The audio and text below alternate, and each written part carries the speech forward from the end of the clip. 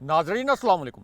वज़ीर-ए-आज़म हाउस से बराह रास्त मैं हूँ इब्राहिम राजा और आज हम आपको जनाब बाजवा की फ्रांस से वायरल होने वाली दूसरी हैरान कुन वीडियो के मुतल्लिक आगाह करेंगे। ये दूसरी वीडियो पहली वीडियो से मुकम्मल तौर पर मुख्तलिफ है और अब से 10 मिनट पहले वायरल हुई है। इसी पूरी सूरत हाल में मेरे साथ पर्सनली क्या हैरान कुन वाक़या हुआ, इसके मुतल्लिक भी आपको मुख्तसरन बताते हैं। दूसरी जानिब आर्मी चीफ जनाब आसिम मुनीर के हवाले से क्या बहुत बड़ी और अहम नोयत की ब्रेकिंग न्यूज़ आई है। आर्मी चीफ जनाब आसिम मुनीर का क्या हंगामी और हसास नोयत का फैसला अब से कुछ देर पहले सामने आया है। दो कोर कमांडर्स के मुतल्लिक एक इंतहाई अहम नोयत की खबर से आपको मुख्तसरन बताते हैं। दूसरी जानिब चौधरी परवेज़ इलाही की बहू के खिलाफ क्या घिनौना इकदाम किया गया है ताकि अब से कुछ देर बाद उनसे एक हंगामी प्रेस कॉन्फ्रेंस करवाई जाए और इमरान खान साहब को उनका साथ छोड़ने पर मजबूर किया जाए। जहांगीर तरीन के जहाज़ ने किस तरह से फ़ज़ा में कलाबाजी खाई और अब जहांगीर तरीन के मुतल्लिक क्या बहुत बड़ी खबर आई है। इसी वाक़े से जुड़ी एक वीडियो इस वक्त सोशल मीडिया पर क्यों वायरल है। सुप्रीम कोर्ट से और चीफ जस्टिस साहब की जानिब से अब से कुछ देर पहले क्या एक नाकाबिले यकीन नोयत की खबर आ गई है। जनाब बाजवा की एक लैंड क्रूज़र से जो वीडियो वायरल हुई है, इस वीडियो में किस किस्म के मनाजिर हैं, ये वीडियो रिकॉर्ड करने वाली खातून असल में कौन निकली और इमरान खान साहब जिन्हें इस वक्त पीडीएम की फिस्तायत और पीडीएम के बदतरीन जबर का सामना है, उन्होंने अब से 20 मिनट पहले किस किस्म की हसास वीडियो जारी की, इसमें किन 5 अफराद की निशानदेही की गई और फिर इमरान खान साहब ने एक मोबाइल मैसेज लीक क्यों किया, इसकी अंदरूनी कहानी भी आपको बताते हैं। सबसे पहले आपको जनाब बाजवा के मुतल्लिक जो दूसरी हैरान कुन वीडियो वायरल हुई है, इस वीडियो के मुतल्लिक आगाह करते हैं। ये वीडियो अब से 10 मिनट पहले वायरल हुई है और इसी पूरी सिचुएशन में मेरे साथ जो एक हैरान कुन वाक़या हुआ उसके मुतल्लिक भी आपको मुख्तसरन बताते हैं। तो मामला ये है कि मैं जेनेवा में एक शॉपिंग स्टोर में गया, मेरे साथ मेरा 5 साल का बेटा भी था। अब इस शॉपिंग स्टोर का जो मैनेजर था वो एक अफ़गान शहरी था जो अफ़गानिस्तान से जेनेवा में मुंतकिल हुआ था। अब इस अफ़गान मैनेजर ने जब मुझे देखा तो मेरी शक्लो शुबात से इसने अंदाज़ा लगाया कि मैं पाकिस्तान से ताल्लुक़ रखता हूँ। इसने मुझसे पूछा कि क्या आपका ताल्लुक़ पाकिस्तान से है, तो मैंने कहा कि हाँ, मेरा ताल्लुक़ पाकिस्तान से है। उसके बाद ये जो अफ़गान मैनेजर था ये इतना मुतासिब था कि इसने वहाँ पर रियासत पाकिस्तान के ख़िलाफ़ इंतहाई नाशाइस्ता किस्म के अल्फाज इस्तेमाल करने शुरू कर दिए। इमरान खान साहब के ख़िलाफ़ भी बहुत नाशाइस्ता ज़ुबान इस्तेमाल की और उसके बाद पाक फ़ौज के ख़िलाफ़ और रियासत पाकिस्तान के ख़िलाफ़ बहुत ही नामुनासिब किस्म के अल्फाज इस्तेमाल किए।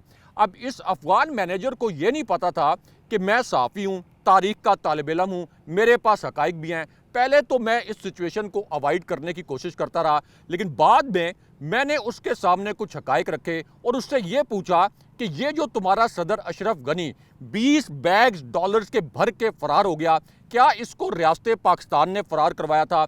उसके बाद मैंने उससे ये पूछा कि अफ़गानिस्तान के जो शहरी हैं बिलाशुबा उनको बहुत मुश्किलात का सामना करना पड़ा, हम उनकी रिस्पेक्ट भी करते हैं, लेकिन 4 मिलियन अफ़गान शहरियों को पाकिस्तान ने पनाह दी, यहाँ हमने इनको पाला पोसा, इनमें से बहुत बड़ी तादाद पाकिस्तान के अंदर जराइम में मुलविस भी है, लेकिन उसके बावजूद हमने इनको पनाह दी।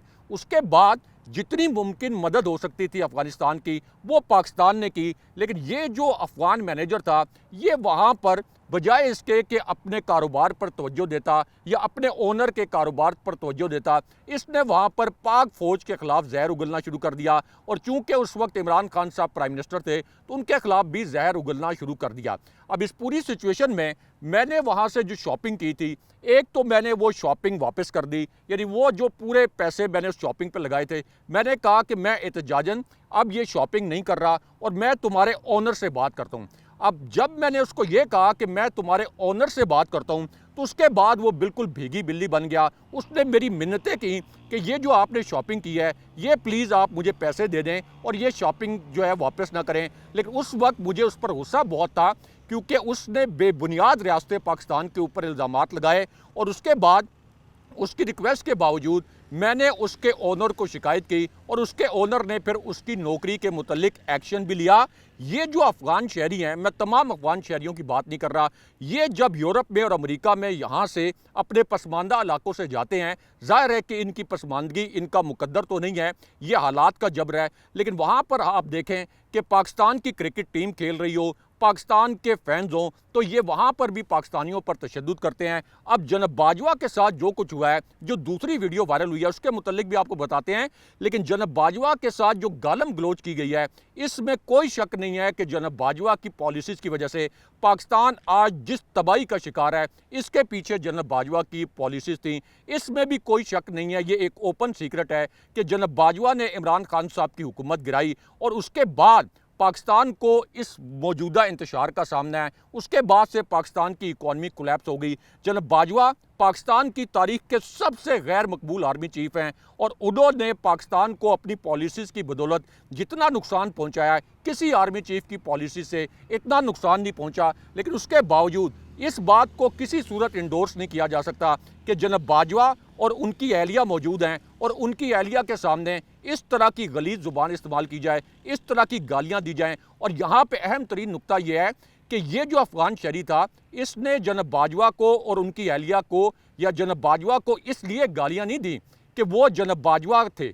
अगर वहाँ पे कोई भी पाकिस्तानी फ़ौजी ऑफिसर होता, रियासत पाकिस्तान का कुछ सिविल ओहदेदार होता, पीटीआई का भी कोई रहनुमा होता, तो इन्होंने यही कुछ करना था। इससे पहले भी यही कुछ करते रहे हैं। इसी वजह से तहरीक इंसाफ ने बड़ी जिम्मेदारी का मुजाहरा किया और तहरीक इंसाफ के जो बड़े बड़े रहनुमा हैं, उन्होंने इस वाक़े की मजम्मत की है। लेकिन अब यहाँ पर आपको जनाब बाजवा की जो दूसरी वीडियो वायरल हुई है, जिस पर बहुत ज़्यादा तनकीद हुई है, उसके मुतल्लिक आपको बताते हैं। और ये तनकीद मुकम्मल तौर पर जायज़ है जो जनाब बाजवा की दूसरी वीडियो पर हुई है, क्योंकि ये जनाब बाजवा की जो दूसरी वीडियो वायरल हुई है, इसमें यह देखा जा सकता है कि जनाब बाजवा एक लैंड क्रूज़र पर एक सड़क पर खड़े हैं। ये बैरून मुल्क कोई सड़क है और इसके बराबर में एक खातून अपनी गाड़ी लगाती हैं। ये गालबन जनाब बाजवा एक सिग्नल पर अपनी लैंड क्रूज़र में खड़े हैं और ख़ुद वो इस लैंड क्रूज़र को ड्राइव कर रहे हैं। और मुबैना तौर पर लैंड क्रूज़र का जो पिछला हिस्सा है, वहाँ पर एक कुत्ता भी नज़र आ रहा है। अब यहाँ पर जो पाकिस्तानी खातून जो इनके बराबर अपनी गाड़ी लगाती हैं, वो जनाब बाजवा की जानिब इशारा करके कहती हैं कि जनाब बाजवा ख़ुद तो बैरून मुल्क मज़े कर रहे हैं, एक लैंड क्रूज़र इस वक्त ड्राइव कर रहे हैं, लेकिन ख़ुद यहाँ पर तो वो इतनी पुरतय्युश ज़िंदगी गुजार रहे हैं, लेकिन पाकिस्तानियों को उन्होंने कितने बड़े अजाब में मुब्तला कर दिया है। इकॉनमी पाकिस्तान की मुकम्मल तौर पर कोलैप्स हो गई है और ख़ास तौर पर इमरान खान साहब की जिस तरीके से गैर आइनी तौर पर हुकूमत गिराई गई, पाकिस्तान का पूरा माशरा इस वक्त इंतशार का शिकार हो गया है। और पहली मरतबा पाकिस्तान के अंदर इतनी ज़्यादा नफरतों ने और इतनी ज़्यादा गलत फहमियों ने जन्म लिया है, तो ये वीडियो भी वायरल है। लेकिन यहाँ आपको आईफल टावर से एक और बहुत हैरानकुन जो वीडियो वायरल हुई है, उसके मुतल्लिक भी आगाह करते हैं। यानी पेरिस में आईफल टावर के सामने से जो तीसरी वीडियो वायरल हुई है, इसके मुतल्लिक आपको बताते हैं। तो मामला यह है कि आईफल टावर के सामने से एक गाड़ी की वीडियो वायरल हुई है। इस गाड़ी के ऊपर एब्सोल्युटली नॉट के अल्फाज पेंट किए गए हैं। इसी गाड़ी पर इमरान खान साहब की तस्वीर भी पेंट की गई है। और ये जो गाड़ी है, इसके इर्द गिर्द दर्जनों पाकिस्तानियों को देखा जा सकता है जो यूरोप में रहने वाले पाकिस्तानी हैं, और ये यहाँ पर इमरान खान साहब से वालिहाना मोहब्बत का इजहार कर रहे हैं। और इमरान खान साहब की पार्टी को जिस तरीके से क्रच किया जा रहा है पीडीएम की जानिब से, इसकी मजम्मत भी कर रहे हैं। लेकिन यहाँ आपको दो कोर कमांडर्स के मुतल्लिक एक इंतहाई हसास नौयत की खबर से आगाह करते हैं। अब ये खबर उस वक्त आई जब चौधरी परवेज़ इलाही की दो बहुओं के खिलाफ एक इंतहाई घिनौनी नौयत का इकदाम कर दिया गया। इसका मकसद ये था कि अब से कुछ देर बाद चौधरी परवेज़ इलाही से भी एक प्रेस कॉन्फ्रेंस करवाई जाए और इस प्रेस कॉन्फ्रेंस के बाद आप ये कह लें कि चौधरी परवेज़ इलाही से ये कहलवाया जाए कि वो भी इमरान खान साहब का साथ छोड़ रहे हैं। अब ये जो घिनौना इकदाम किया गया है, इसके अंदर परवेज़ इलाही के बेटे और दो बहुओं को निशाना बनाया गया है। FIA ने मनी लॉन्ड्रिंग का जो एक नाम निहाद केस था, इसमें जो अपनी रिपोर्ट जमा कराई है, उसमें यह कहा गया कि परवेज़ इलाही के बेटे रासिक इलाही, उनकी अहलिया ज़ारा इलाही और मोनिस इलाही की जो अहलिया हैं तहरीम इलाही, इन्होंने मनी लॉन्ड्रिंग की है। यानी वो चौधरी परवेज़ इलाही जिनकी पीडीएम आज से सिर्फ चंद हफ्ते पहले तक मिन्नतें कर रही थी कि आप हमारी तरफ से वज़ीर आला बन जाएं, आसिफ जरदारी पूरी रात चौधरी परवेज लाई के कदमों में गिरे रहते थे कि किसी भी सूरत आप पीडीएम की तरफ से वज़ीर आला बन जाएं। अब वही चौधरी परवेज लाई इस पीडीएम को करप्ट नजर आ रहे हैं, क्योंकि उन्होंने इमरान खान साहब का साथ ना छोड़ने का ऐलान किया। लेकिन यहाँ आपको दो कोर कमांडर्स के मुतल्लिक एक हैरानकुन नोयत की खबर से आगाह करते हैं। अब ये खबर उस वक्त आई जब इमरान खान साहब ने पहली मरतबा अब से कुछ देर पहले एक इंतहाई हसास नोयत की वीडियो जारी कर दी, और उसके बाद एक इंतहाई हसास नोयत का मोबाइल मैसेज जानबूझकर इमरान खान साहब ने लीक कर दिया। खान साहब ने आज तक ये काम नहीं किया था, लेकिन आज मजबूरी में इमरान खान साहब को खुद एक मोबाइल मैसेज लीक करना पड़ा। इसी वजह से ये आज की सबसे बड़ी खबर बन गई है। इस हसास मोबाइल मैसेज में क्या लिखा हुआ था, हू बहू लफ्ज़ ब लफ्ज़ आपको पढ़कर बताते हैं। अब ये जो मोबाइल मैसेज इमरान खान साहब ने लीक किया, इसमें यह लिखा गया कि इमरान खान साहब, चेयरमैन तहरीक इंसाफ, मैंने बहुत दबाव बर्दाश्त किया, लेकिन अब दबाव बर्दाश्त से बाहर हो गया है। अब बात बढ़कर मुझसे आगे जाकर मेरे घरों की ख़वातीन तक पहुंच गई है। मेरे पास अब कोई और रास्ता नहीं है। मैंने कभी ये सोचा नहीं था कि मुझ पर दबाव डालने के लिए ये बात मेरी घर की ख़वातीन तक पहुंच जाएगी। अब मेरे पास दो ऑप्शन हैं, या तो मैं खुदकुशी कर लूं या मैं प्रेस कॉन्फ्रेंस करूं और आपका साथ छोड़ने का ऐलान कर दूं। मैं उस वक्त से आपके साथ हूं जब मियांवाली में आपने पहला इलेक्शन लड़ा था। और ये जो एक मैसेज इमरान खान साहब ने मोबाइल मैसेज लीक किया, जिसमें यह कहा गया कि मेरे पास अब दो ऑप्शन हैं, या तो मैं प्रेस कॉन्फ्रेंस करके आपका साथ छोड़ दूं या दूसरा ऑप्शन यह है कि मैं खुदकुशी कर लूं, ये इमरान खान साहब ने खुद लीक किया। इसके ऊपर एक बयान जारी किया और ये पैगाम इमरान खान साहब को उनके एक एमपीए ने भेजा है कि मुझ पर किस किस्म का इस वक्त दबाव डाला जा रहा है। लेकिन यहाँ पर इमरान खान साहब ने एक और बहुत हसास नुक्ता उठाया और इमरान खान साहब ने कहा कि जिस किस्म की बदतरीन इंसानी हुकूक की खिलाफवर्दियाँ इस वक्त हो रही हैं, चीफ जस्टिस साहब और सुप्रीम कोर्ट कब तक इस पर खामोश रहेंगे। लेकिन यहाँ पर आपको चीफ जस्टिस साहब पर बराह रास्त हमले और इसी हमले के मुतल्लिक एक वीडियो के मुतल्लिक भी आगाह करते हैं। तो मामला यह है कि अब एक हारे हुए लश्कर के कमांडर जिन्होंने ये अल्फाज बोले कि 3 जजेस की इस वक्त कुर्बानी दे देनी चाहिए, यानी चीफ जस्टिस बंदयाल साहब की, जस्टिस मुनीब अख्तर की और जस्टिस एजाजुल एहसन की कुर्बानी देनी चाहिए। अब ये अचानक कैमरों के सामने आए और इन्होंने ये कहा कि सुप्रीम कोर्ट को इमरान खान साहब पर फ़ौरन पाबंदी लगानी चाहिए। इमरान खान के हक़ में सुप्रीम कोर्ट मुतासिब है। हालांकि जानने वाले जानते हैं कि सुप्रीम कोर्ट ने तो पंजाब इलेक्शन के हवाले से जो केस है उस पर चीफ जस्टिस साहब मुकम्मल सरेंडर कर चुके हैं। लेकिन अब फजलुर रहमान की एक वीडियो भी वायरल है और इसमें वो ये कह रहे हैं कि इस वक्त आइन बचाने के लिए 3 जजों की कुर्बानी ज़रूरी हो गई है। और उसके बाद वो ये कहते हैं कि अगला इलेक्शन होगा या नहीं होगा, उससे पहले हमने ये देखना है कि क्या इलेक्शन करवाने हैं या हंगामे करवाने हैं। यानी इमरान खान साहब का इतना खौफ है कि फजलुर रहमान ने अब ये बता दिया कि अक्टूबर में भी कौमी असम्बली का इलेक्शन नहीं होगा। लेकिन यहाँ पर आपको जहांगीर तरीन के जहाज़ की फ़ज़ा में कलाबाजी के मुतलिक भी एक दिलचस्प खबर से आगाह करते हैं, क्योंकि अब इस वाक़े से जुड़ी एक वीडियो भी सामने आ गई है। अब जहांगीर तरीन के जहाज़ ने पहले तो साउथ पंजाब की फ़ज़ाओं में प्रवास की, उसके बाद यही जहाज़ इस्लामाबाद की फ़ज़ाओं में आया, यहाँ से इसने एक कलाबाजी खाई और फिर इस्लामाबाद से ये नाकाम नामुराद खाली हाथ, बिल्कुल खाली ये वापस जहाज़ चला गया।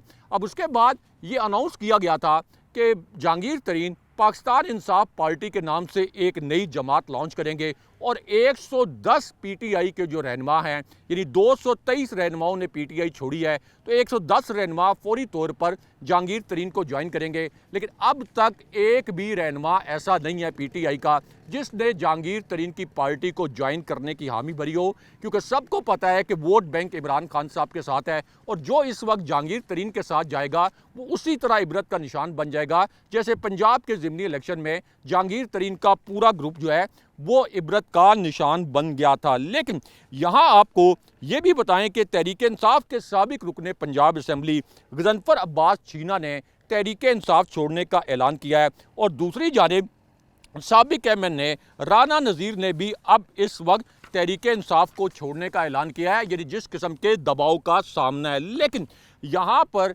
आप ये कह सकते हैं कि army chief general Asim Munir Imran Khan साहब के मुतल्लिक और 2 कोर कमांडर्स के मुतल्लिक भी एक बड़ी और अहम नोयत की खबर आई है, क्योंकि आज के दिन में एक सूबाई वजीर अचानक कैमरों के सामने आए और उन्होंने ये इल्ज़ाम आयद कर दिया कि पीटीआई ने गुजरांवाला के कोर कमांडर के घर पर और रावलपिंडी के कोर कमांडर के घर पर भी एहतजाज का प्लान बनाया था। लेकिन इसके फ़ौरन बाद पीटीआई के मरकज़ी रहनुमा सामने आए और ऑफिशियली अब ये कहा गया है कि ये जो इल्ज़ामात हैं ये घटिया, घिनौने और बेबुनियाद किस्म के इल्ज़ामात हैं।